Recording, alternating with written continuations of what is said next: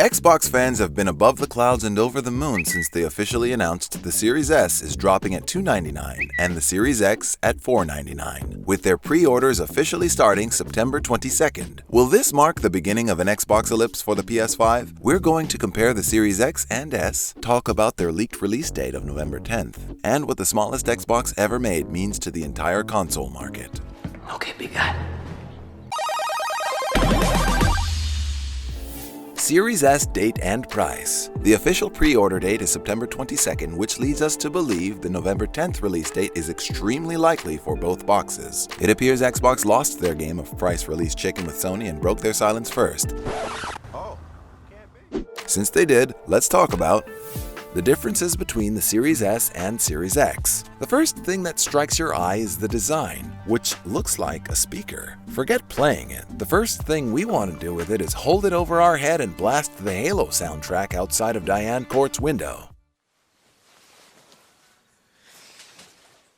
It will have lower resolution, along the lines of 1440p, compared to the Big Daddy's 4K. Although it can upscale, you will be able to watch your media in 4K on it though, as it offers 4K streaming media playback. It packs an SSD, ray tracing technology, and will be 120 frames per second capable just like its big brother, and the size of its solid-state drive will be a respectable 512 gigabytes, compared to the Tower of Power's 1 terabyte, plus its option for another terabyte if you wanted. It runs an 8-core Zen 2 CPU architecture at 3.6 GHz and 3.4 when simultaneous multi-threading is enabled. This makes it 4 times more powerful than the Xbox One S and will be able to house the big 3 November drops of Cyberpunk 2077, Call of Duty Black Ops Cold War, and Assassin's Creed Valhalla with ease. Other than that, it comes with a different colored controller, white. It's digital only, so there will be no dusting off and popping in your old Outrun 2006 coast-to-coast game disc in that little thing. Game Pass games and downloads only, por favor, as you'll have to splurge on the Series X to get the most out of that famous Microsoft backwards compatibility. And lastly, and perhaps most obviously, it's small, 60% smaller than the regular.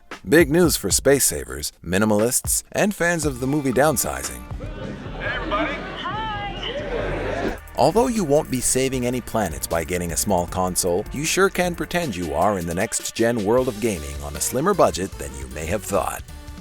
What does this mean for the PS5? Sony can't back down now. The pressure from Xbox to release mid-November is reaching a fever pitch, and if Sony delays, Xbox will take an early lead in the units sold accounting margin, and will sell a heck of a lot of games with the early adopting next-geners, leaving their rivals to catch up. Not to mention that low price is enticing, especially since Xbox All Access is giving players a financing option over 24 months with no upfront costs to get a Series S or X with a Game Pass Ultimate, starting at only $24.99 a month. Sony will have to push its value marketing even more than they are now. And if Keanu Reeves looks just as good on the Series S as he does on a Series X or PS5, PlayStation may find itself dethroned as a console war champ.